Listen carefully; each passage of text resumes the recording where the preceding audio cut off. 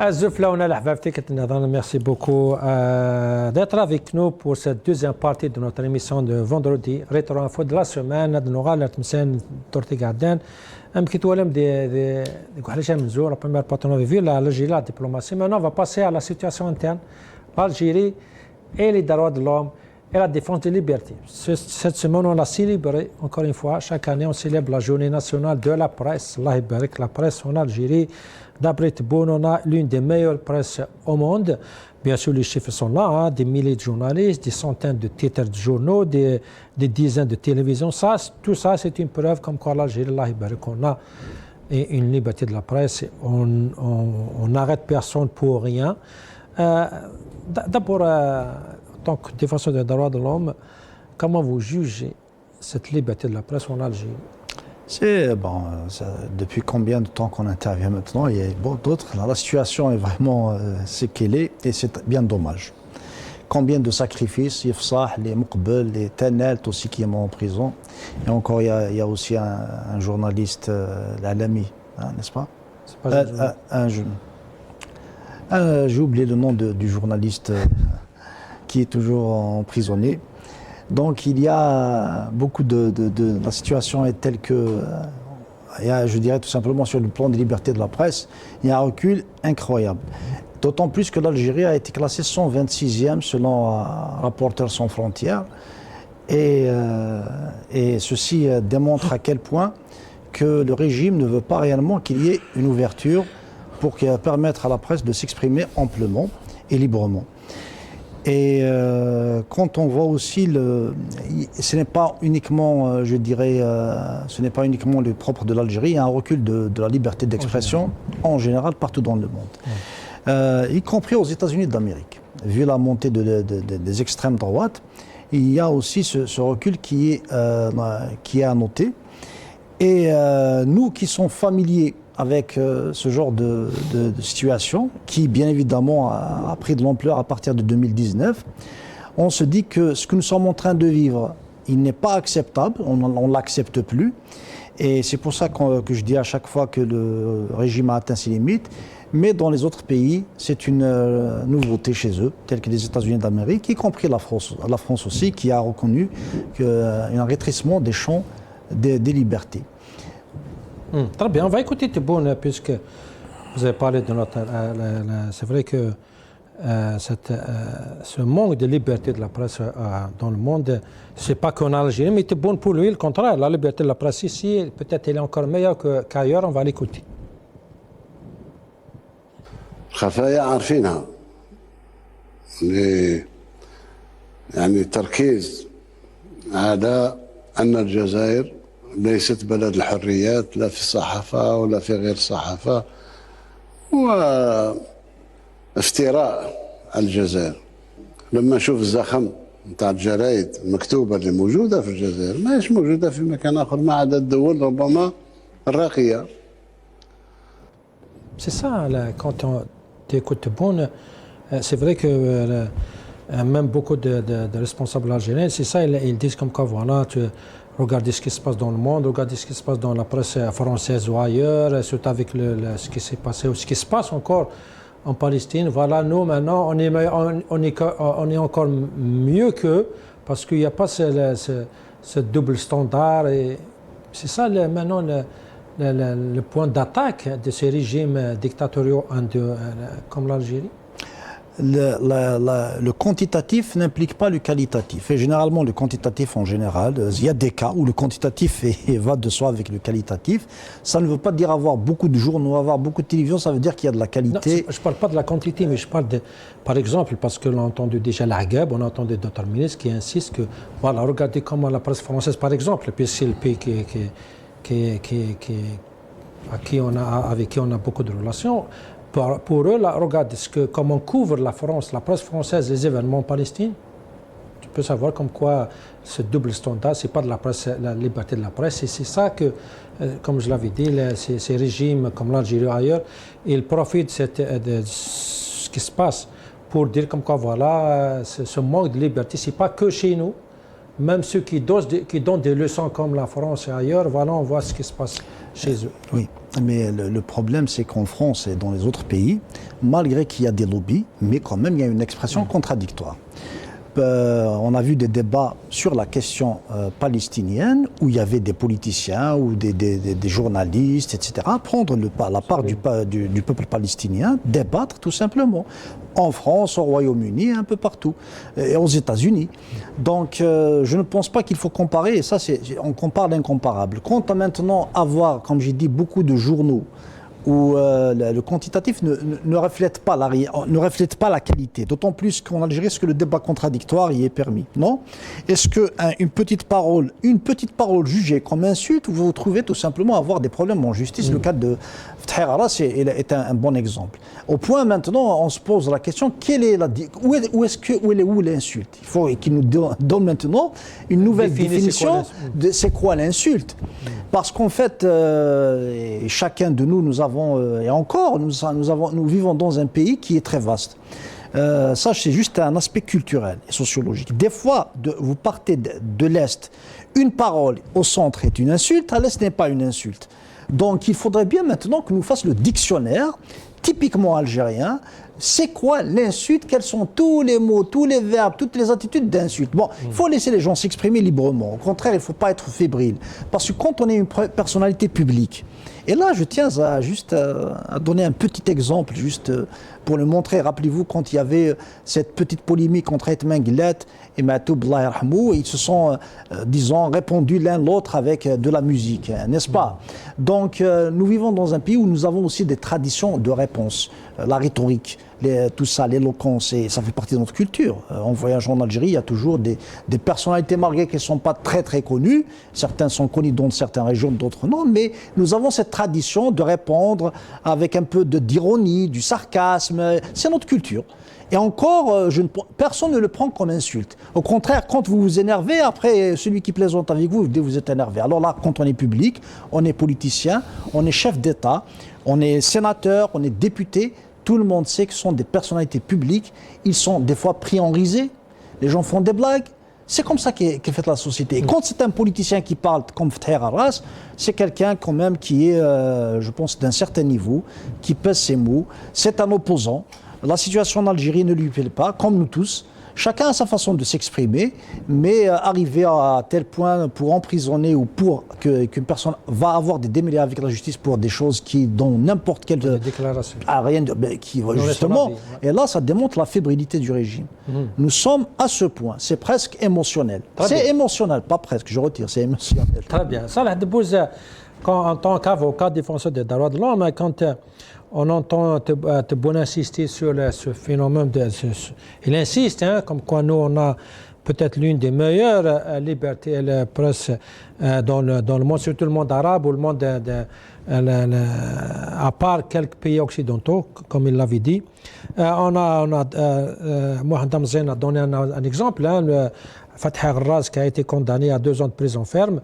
Qu'est-ce que vous en pensez de cette presse chez nous, c'est Salah?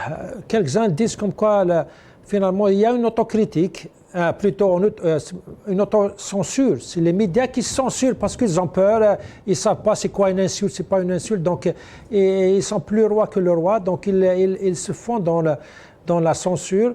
D'autres disent comme quoi, voilà, on a vu les articles comme le Khabar et le Soir d'Algérie qui publient des articles très très sensibles, envoyés directement de la présidence ou peut-être des services. Mais à part ça, qu'est-ce que vous en pensez de la liberté, Assis Salah? Est-ce qu'il y a vraiment un manque de liberté en Algérie, malgré que Tebboune insiste, on a des milliers de journalistes, on a des dizaines de télévisions, on a des centaines de titres de journaux?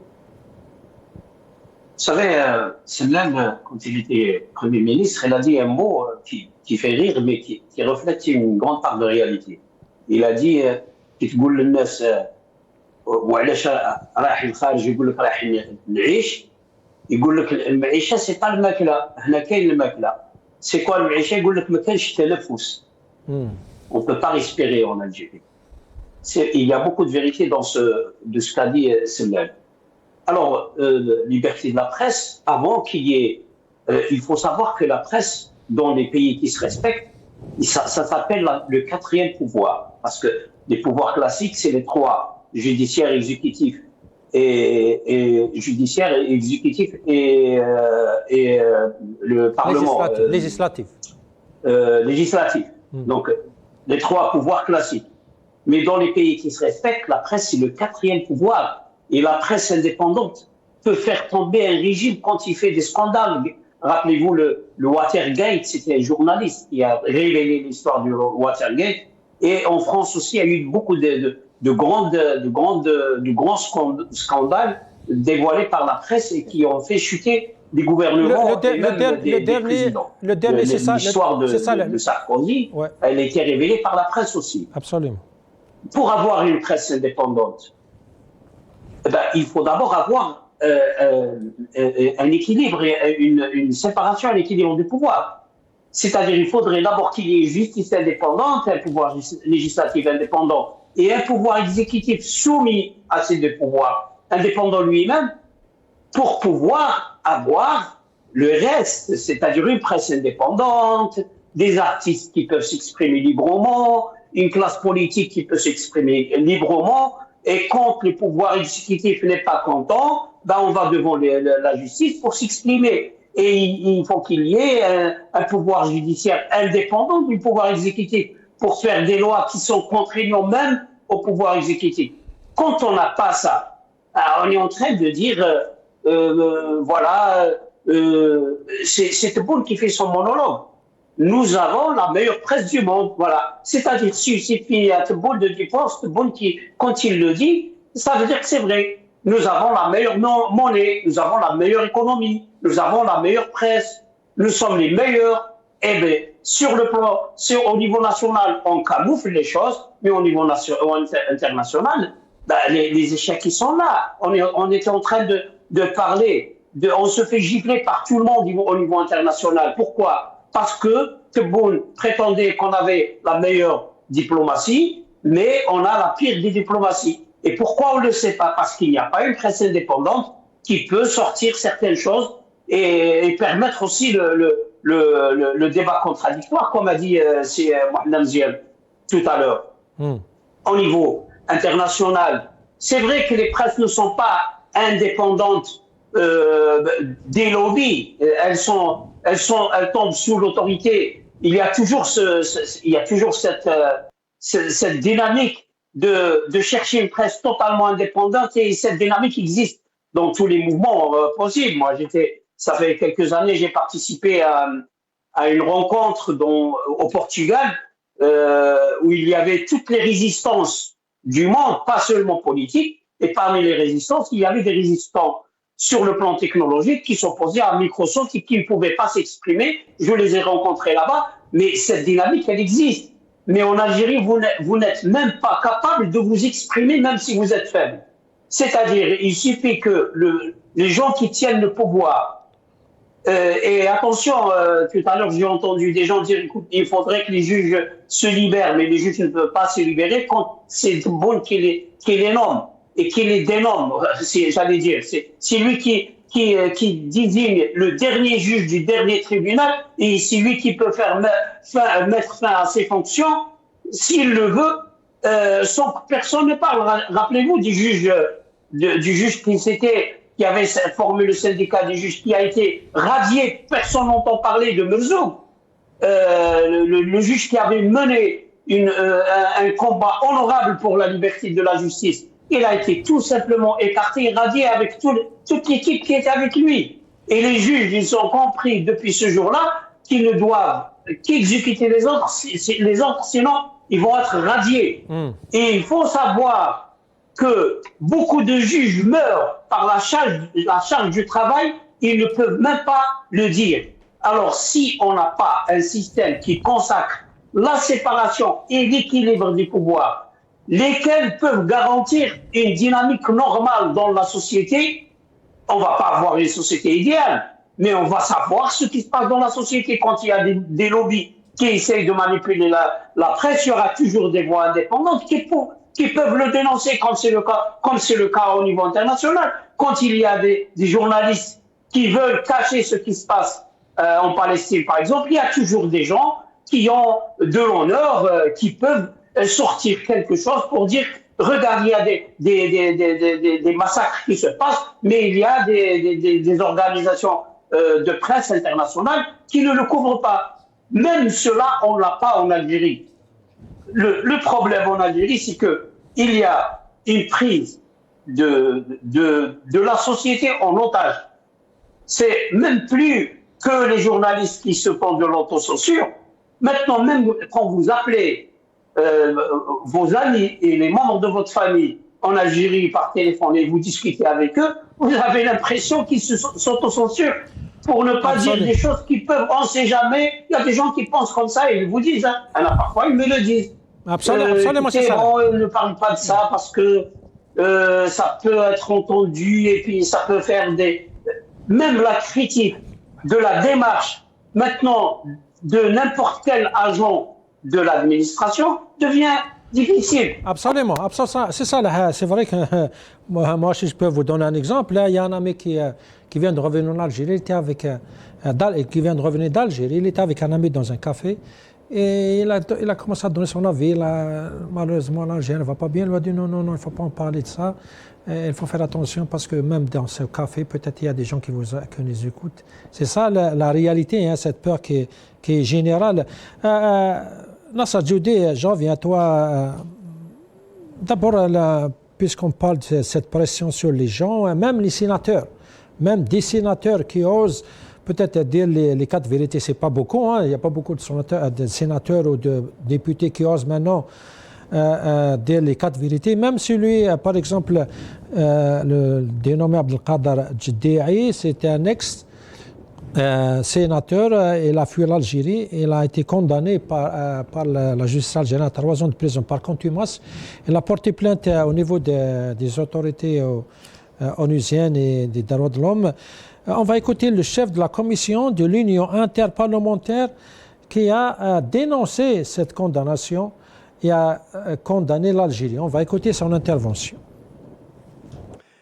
Le comité est préoccupé par la condamnation disproportionnée de M. Djedei, condamné par défaut à 3 années de détention pour des propos que nous ne considérons pas comme injurieux et qui sont, selon nous, dénués d'hostilité, des propos qui critiquent les politiques nationales qui concernent la redistribution des richesses en Algérie et notamment en direction du sud algérien.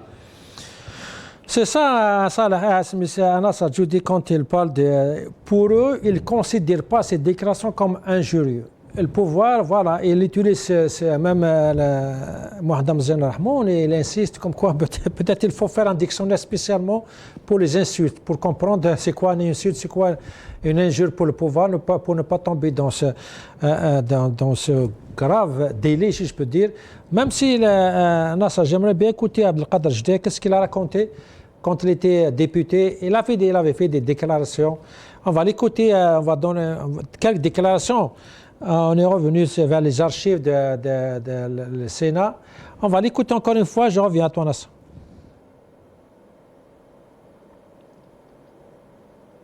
وعندنا حاجه اخرى معالي الوزير الداخليه رد علينا رانا نراسلوا فيك ما تردش علينا نكلموا ما كانش لا امين عام لا الوزاره نكلموا بالتليفون السيادي ونديروا ارساليات راهي عندنا مشاكل احنا في بلادنا راهي كل يوم عندنا الفوضى وراهي لحقك التقرير رانا احنا ملينا من الكذب على الناس نقعدوا نكذبوا حتى ما تعودش عندنا معاهم مصداقيه. وثاني تدعيم تاع سكان الجنوب في الكهرباء هذا فيلم مدبلج ولا اضحك نقولها لك بكل احتراماتي كسكان عليكش نعرف الفاتوره لو شحال نسلك هنا في الجزائر وشحال نسلك في الجنوب. سي لا ماما عندك كلاماتيزور ما با 20 مينيت راح تدعي. لا حرام واحنا لوين نقعد. انا عندي 3 سنين هنا من اللي نجي وانا نعيط على الشغل يا معالي الوزير راني عباره واحد ينفخ في شكاره مقطعه لا حول لا قوه. احنا نروحوا ندوا السب حتى نعدنا كرهنا ما عدناش شاتين نديروا الاسئله. انا بغيت نلحق الاوقات باش نقدم استقالتي من مجلس الامه. C'est ça, c'est la déclaration de Abdelkader Jdaï quand il était sénateur. La commission a condamné l'Algérie directement, comme quoi cette condamnation elle n'est pas juste. C'est ça l'image de l'Algérie, parce qu'elle a été condamnée dans plusieurs occasions, et malgré que l'Algérie ou ses autorités Tebboune à leur tête, ils insistent comme quoi d'abord on a une presse libre, on n'emprisonne personne injustement, on n'emprisonne que ceux qui insultent ou que peut-être ils ont des injures. C'est ça le problème entre la réalité et le discours des autorités des responsables.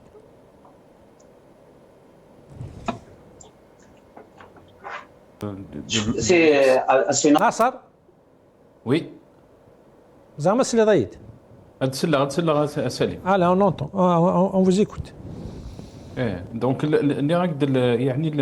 la question de l'ex-sénateur Abdelkader Jdaï, c'est une question bien sûr qui soulève beaucoup d'interrogations sur la question des libertés, qui ne touche pas seulement malheureusement le citoyen, c'est que même les parlementaires, donc la levée de l'immunité parlementaire, mais aussi la condamnation à 3 ans de prison. Contre lui, contre même...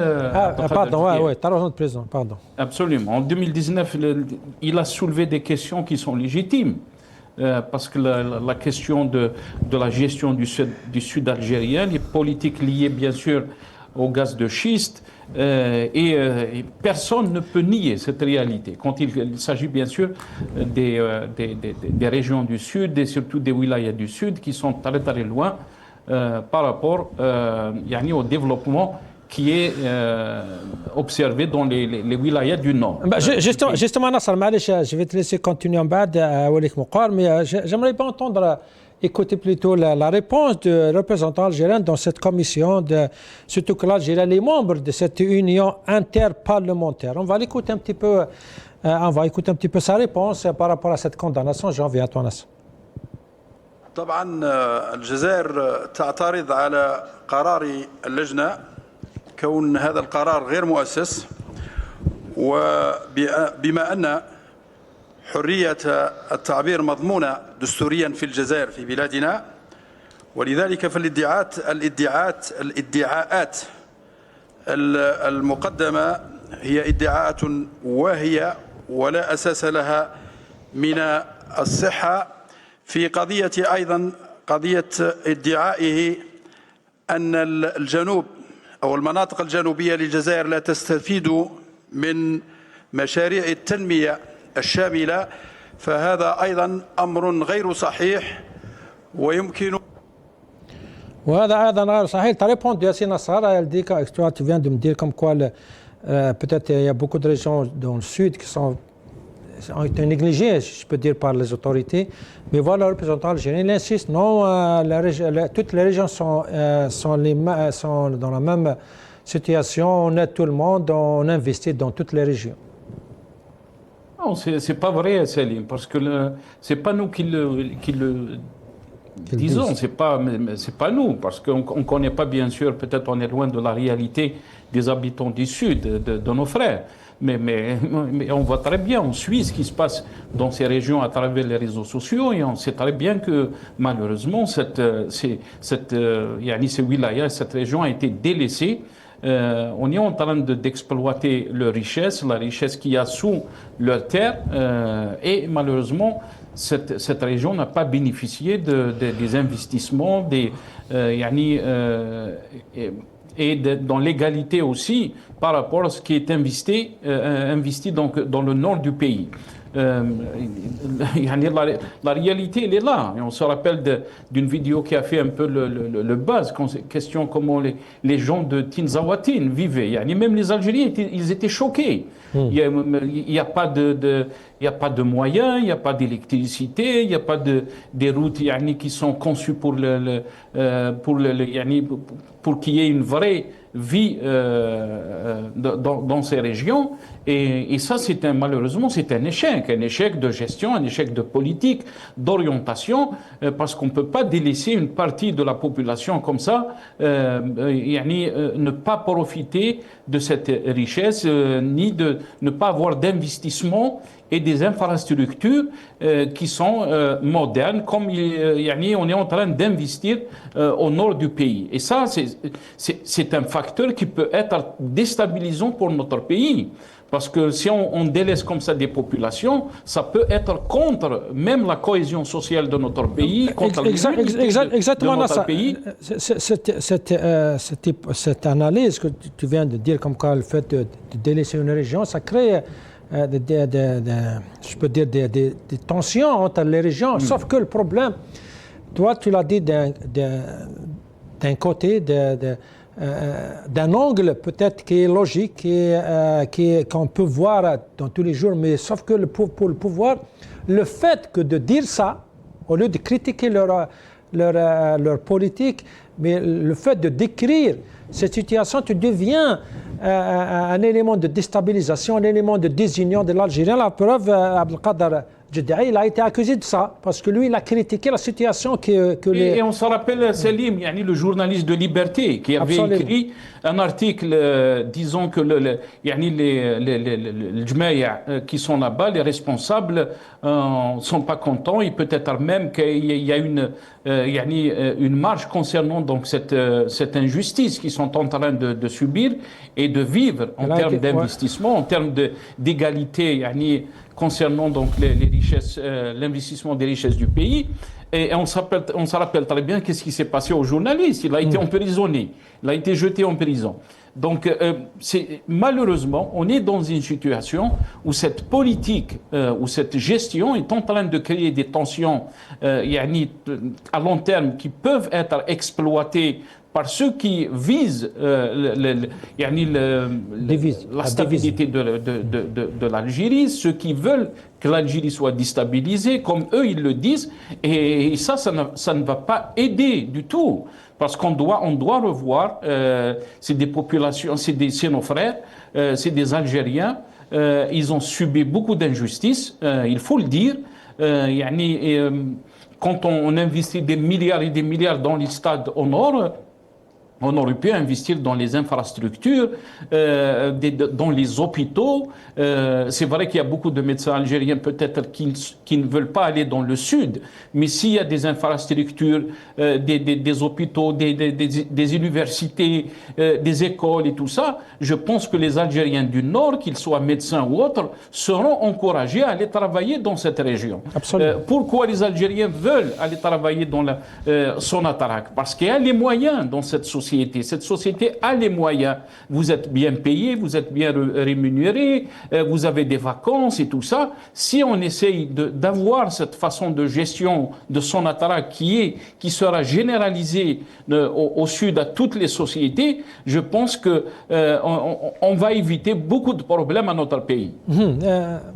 C'est ça le point. Le pouvoir n'accepte pas une critique qui est vraiment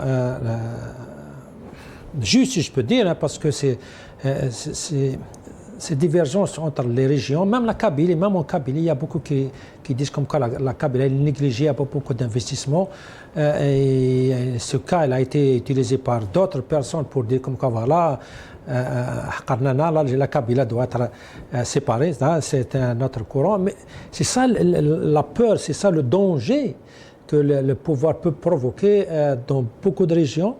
Sauf que le problème, le fait de dire ça, de critiquer, parce qu'on a peur pour l'Algérie, on a peur pour la stabilité de l'Algérie, donc eux, ils te contre-attaquent pour te dire comme quoi ce discours qui déstabilise l'Algérie. La preuve, voilà, Abdelkader Djeddaï, ou comme Nasser l'avait mentionné, le journaliste de Liberté, c'est ça les cas où, quand même, c'est pas sur le pouvoir, il est conscient des dangers de sa politique.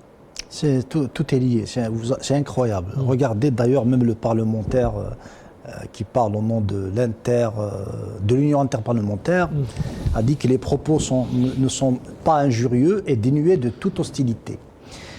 Selon lui, Selon nous, il a utilisé selon nous. La preuve déjà, c'est ce que j'ai dit tout à l'heure, il faut bien qu'il y ait un propre dictionnaire pour savoir c'est quoi injurieux, c'est quoi hostile. Vous comprenez?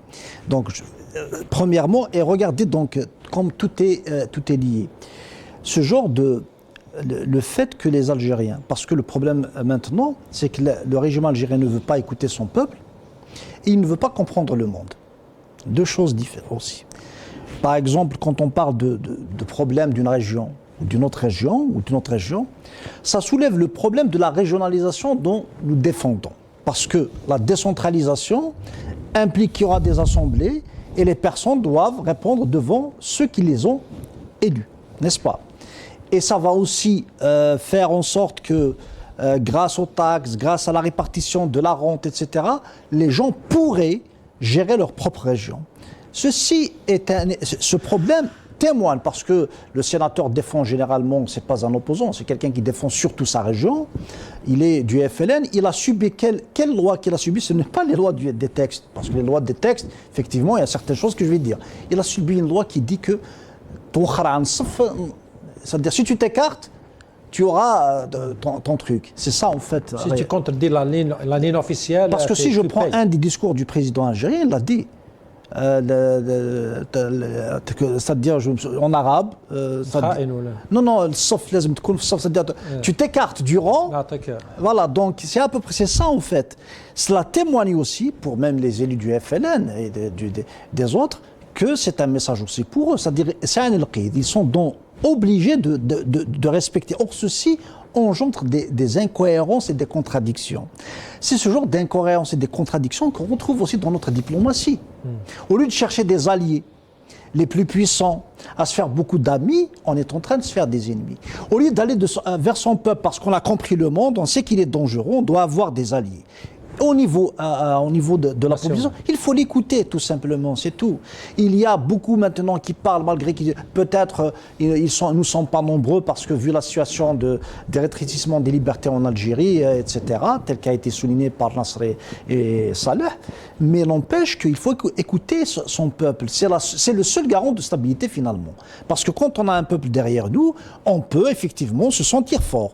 L'écouter sur le plan économique, sur le plan culturel, sur tous les plans possibles. Mais comment on peut l'écouter quand quelqu'un te dit Maran Charadi et se retrouve en plus? C'est ce que je dis. C'est ce que je dis. Il faut. Je vous dis, tout est lié. Les erreurs de l'intérieur se répercutent sur notre diplomatie. On le voit parce que cette politique c'est-à-dire d'aller tout droit, de foncer et de virer vers un virage autoritaire en réponse à des revendications qui étaient le Hirak. Donc le régime algérien a choisi un virage autoritaire très voilà. Maintenant on voit les conséquences. Sur le plan intérieur, on voit donc déjà des sénateurs qui appartiennent au régime se retrouvent avec des démêlés. Les Algériens ont peur. Aussi, le régime lui-même, il a peur. Moi, je le dis souvent. C'est par peur qu'il réagit comme ça. Il n'accepte aucune critique, c'est par peur de... Parce qu'en fait, n'oublions pas qu'il a été soulevé par Nasser, je l'ai dit déjà dans une de vos émissions, et je l'ai répété plusieurs fois, ceux qui font des guerres, ceux qui tirent profit des faiblesses, ceux qui manipulent de loin, vous poussant à l'erreur, ils savent que votre peuple ne vous supporte pas. Ils peuvent profiter de ça, effectivement, pour un tout petit peu faire des pressions. Rappelons de plusieurs scénarios. Saddam Hussein, on est loin de ce scénario, bien sûr, mais on n'empêche que c'est un exemple qui reste dans l'histoire. Certainement que l'argumentation annoncée pour aller en Irak, c'est faux, il n'y avait pas d'armes de destruction massive, mais ils ont profité de comment que Saddam Hussein gérait l'Irak, comment qu'il s'est fait beaucoup d'ennemis au niveau des pays du Golfe pour frapper. De toute façon, on a vu ça, on a beaucoup d'exemples. En Égypte, c'est la même chose, Moubarak, Kadhafi, c'est la même chose, en Irak, Saddam Hussein, c'est la même chose. Il y a d'autres exemples contrepartie. En Turquie, on a vu quand ils ont essayé de faire tomber Erdogan, il y avait de la population qui sont sortis dans les rues pour empêcher ce coup d'État. C'est ça peut-être la différence entre quand tu as une légitimité populaire et quand à une classe politique consciente, parce qu'en Turquie, même l'opposition sortit dans la rue pour empêcher ce coup d'État militaire. Et on a vu la chute de Kadhafi, c'était la population qui n'a pas soutenu ce régime. Il y avait un petit peu de militaires et voilà. C'est exactement, et encore, je me souviens d'une petite parole dite par François Mitterrand, malgré que... Là, François Mitterrand, qu'est-ce qu'il dit quand ils lui ont posé, il leur disait, moi je suis socialiste à l'intérieur de mon pays, capitaliste à l'extérieur. Voilà. Mais c'est pour vous dire que la force vient après toutes les erreurs qui sont commises, et il y en a beaucoup, ce n'est qu'un reflet de la non-compréhension du monde et de ne pas écouter son propre peuple. Absolument. Salah Debbouz, puisqu'on va rester avec cette situation de droits de l'homme, cette pression sur la société, ce nuage de bâtons, de répression, de censure que vivent beaucoup d'Algériens. Il y a cette nouvelle loi, c'est terrible, la nouvelle loi que veut passer au Parlement, c'est par rapport au déchu de la nationalité. Ça, peut-être on ne connaissait pas avant ça, mais on va écouter d'abord cette infographe sur ce sujet. Je reviens à toi, Sissal.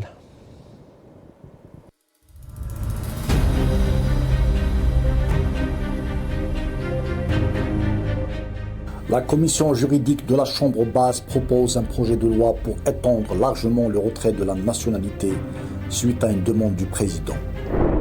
Tout citoyen algérien pourrait être privé de sa nationalité pour des motifs vagues ou des accusations non prouvées.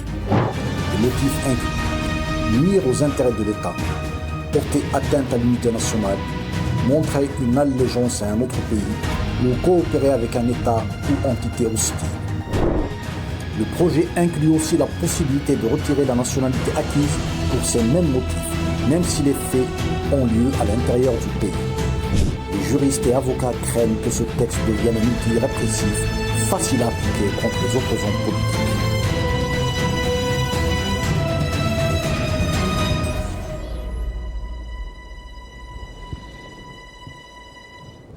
C'est ça. Est-ce que c'est un autre cran de la répression? C'est vrai qu'on connaît le pouvoir, il joue avec les lois pour arrêter, pour réprimer les opposants. Est-ce qu'il y a vraiment une peur par rapport à cette loi si jamais elle passe au Parlement, si ça l'est? Est-ce qu'il y a vraiment un autre cran de répression, enlever la nationalité des Algériens? Moi, je vais commenter cette loi, ce projet de loi sur deux aspects, sur l'aspect juridique et sur l'aspect légal, enfin sur l'aspect politique. Sur l'aspect juridique ou légal, si vous voulez, des droits, cette loi vient en porte-à-faux et contraire à l'article 15 de la Déclaration des droits de l'homme, surtout pour les gens qui ont une nationalité algérienne d'origine, parce que ça s'appelle un droit naturel. Vous ne pouvez pas, pour quelque motif qu'il soit, vous ne pouvez pas priver un humain de l'un de ses droits naturels. Déchoir quelqu'un de sa nationalité, c'est comme le tuer. Et pour la peine de mort, moi je suis contre la peine de mort, et déchoir quelqu'un de sa nationalité, c'est exactement la même chose, peut-être c'est encore pire, parce qu'il y a des gens qui acceptent d'être condamnés à mort, mais qui n'acceptent pas d'être déchus de leur nationalité, surtout pour les gens qui ont une nationalité d'origine. Ça, sur le plan légal. Donc ça vient en porte-à-faux et contrairement à l'article 15 de la Déclaration universelle des droits de l'homme. Ce qu'essaie de faire le pouvoir. Et ça prouve quelque chose, c'est très révélateur. Ça veut dire que les gens du pouvoir ont très peur des gens qui sont à l'étranger, des Algériens qui sont à l'étranger, qui ont cette liberté de critiquer, de donner leur opinion librement sur ce qui se passe en Algérie. Ça les gêne beaucoup. Et donc, ils essayent par ce moyen de faire taire ces gens-là pour leur dire, écoutez, si vous continuez à nous critiquer, on va vous déchoir de votre nationalité parce qu'ils n'ont plus aucun espoir de les faire taire par d'autres moyens. Mais ça révèle quelque chose aussi, c'est grave. Ça révèle aussi qu'ils ont essayé peut-être, parce qu'il y a des indices, de toucher ces gens-là sur le plan physique.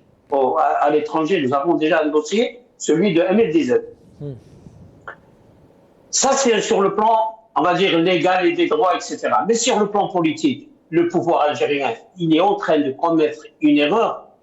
Mais alors, parfois, quand je vois ça, je ne sais pas si je dois en rire ou je vais être, ou ça me rend triste.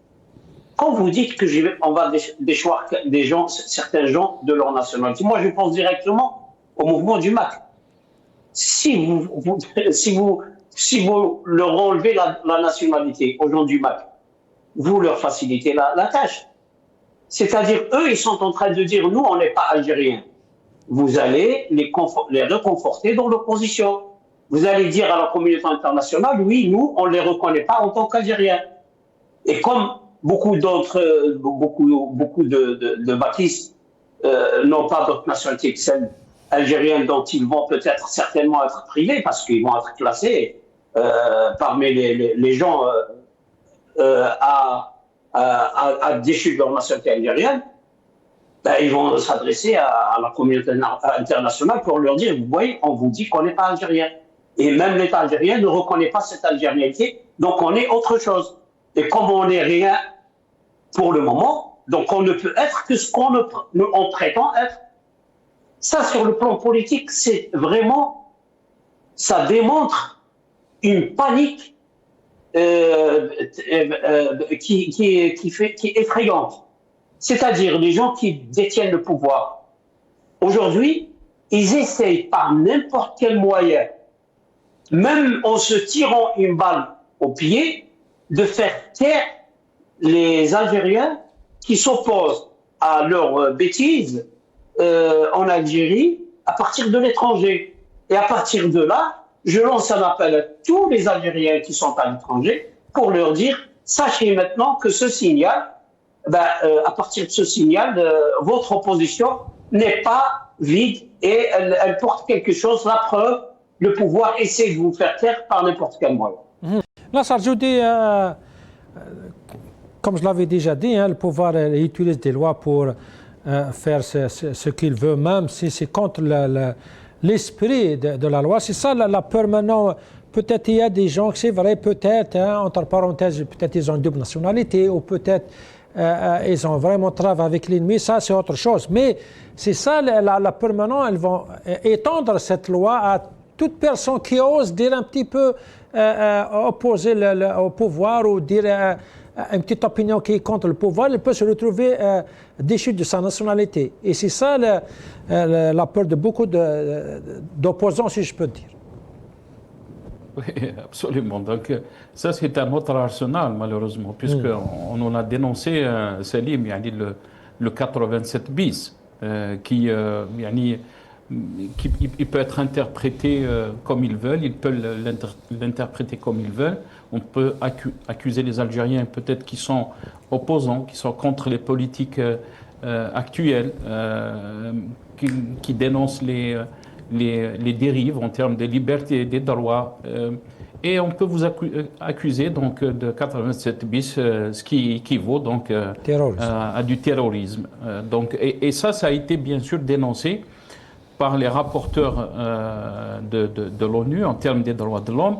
Je me rappelle très bien que quand j'avais une interview avec Mr. Woult, il avait parlé de ce problème. C'est que les textes, ils sont là, et ils peuvent être interprétés comme ils veulent. Et c'est eux. Et malheureusement, donc, si cette loi passe, donc c'est une épée de Damoclès contre tous les opposants algériens. Ça veut dire ils ont le droit de vous déchoir de votre nationalité, quelque chose de très grave, inédit en Algérie, il faut le dire.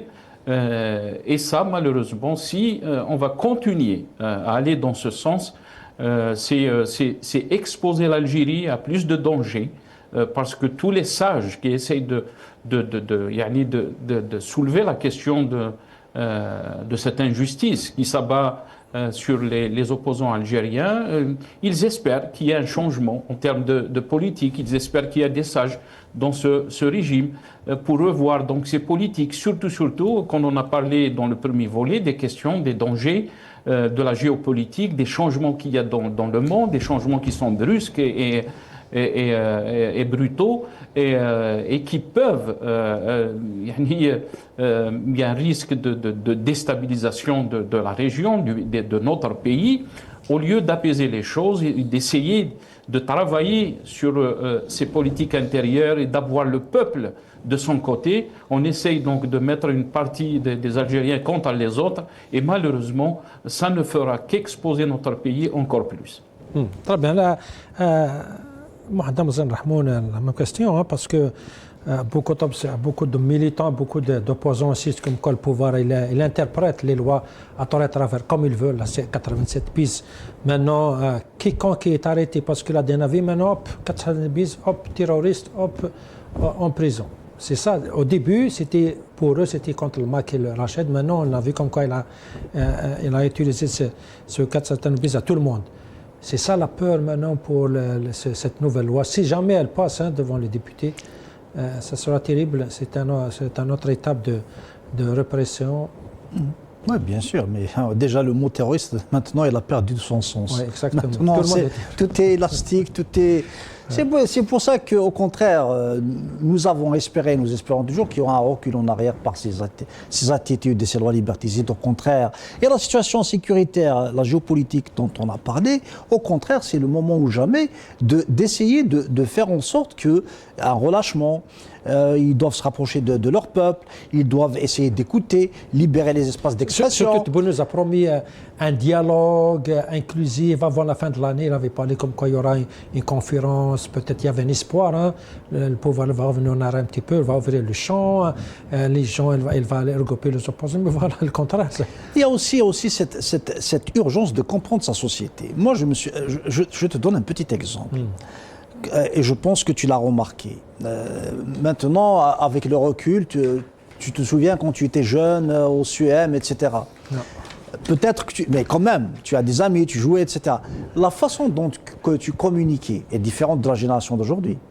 Ce que tu pensais pour toi était grave, aujourd'hui, peut-être, et certainement, il a changé. Donc les choses changent, le vocabulaire change. On voit des langues qui sont en train de changer complètement, de perdre de ce qu'on appelle une certaine formalité. Donc, puisque la société change, puisque la façon même d'articuler, exactement, de prendre ce qui est dans sa tête, d'essayer de le transmettre, diffère. Donc il faudrait bien qu'il y ait une certaine adaptabilité par rapport à la société, par rapport aux rêves de la jeunesse, ce qu'ils veulent, etc., au goût. Donc le régime est en train de nous dire, c'est à vous de vous adapter à moi. C'est pas à moi de vous adapter à vous. Et ceci est une erreur. Donc au contraire, la jeunesse d'aujourd'hui est une jeunesse connectée, et c'est l'ère de l'instantanéité. Regardez certains Algériens, ils vivent en Algérie, ils n'ont jamais peut-être quitté l'Algérie, mais ils s'habillent, ils réfléchissent comme certains jeunes, tout simplement. Donc il faut prendre toutes ces réalités, s'adapter à sa société et s'adapter au monde. Pour s'adapter au monde, ce n'est pas avec cette philosophie.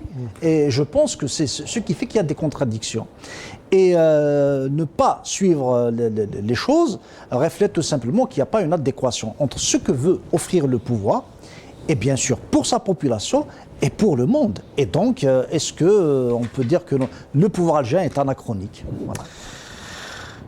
C'est vrai que franchement, avec cette situation internationale et à l'intérieur, c'est vrai qu'on a peur. On a peur pour notre Algérie.